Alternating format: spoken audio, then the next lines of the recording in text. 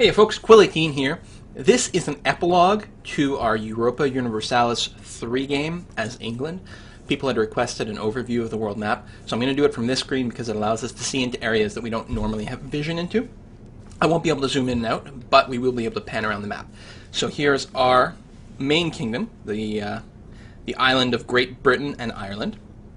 And I'm going to look at our holdings first. Heading down to the south, well, we've got the Azores right over here, which is going to be very important for allowing us to reach North America over here and take out or take over Massachusetts.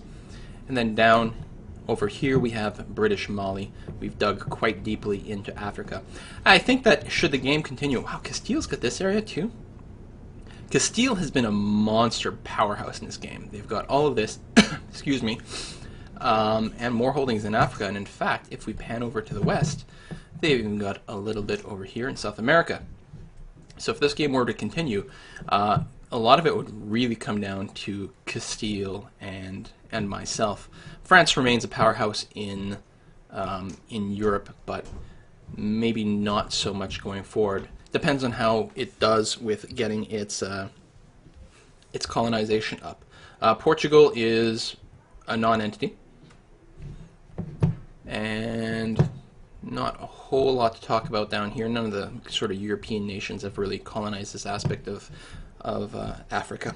So back to Europe over here. Aragon's grown quite a bit, I believe, since the start. Again, France hasn't taken over Brittany, which of course we own. Provence is still independent, although possibly vassalized, as are Armagnac. It says it's independent though, so that's good for it. The German states over here. Bohemia, Austria is quite large and spread out actually, which is kind of odd. Heading north, we've got Sweden over here.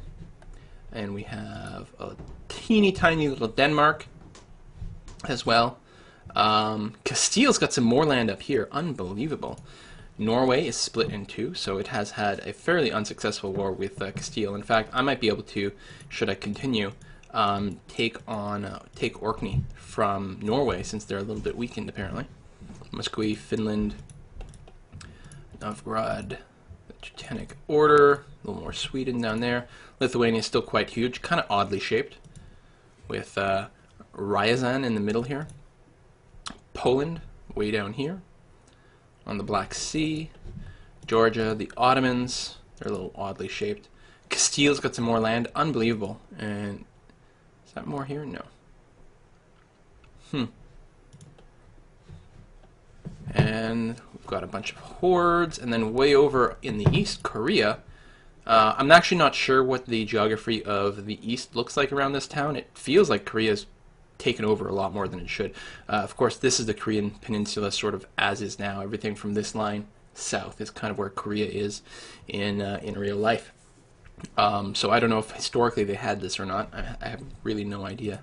The Ming Empire and Japan is broken up into the shogunates, I think, is what's going on here. Japan proper is just this one little tile in here. Kind of funny. That's where the emperor is, I think. Yeah, the emperor, and then everything else, they're daimos. So, Japan was a little weird at the time. Not much here. Australia is just a wasteland. I don't think it can be colonized in this version of the game. Maybe there's some provinces on the coast. Looks like that might be the case, I'm not sure. So there you have it. There is the state of the world at the end of this game. I might continue this game, I might not, but it's not going to be anytime soon. We're going to move on to the rest of the Paradox games. And that's it. Thanks for joining me on all this. See you next time.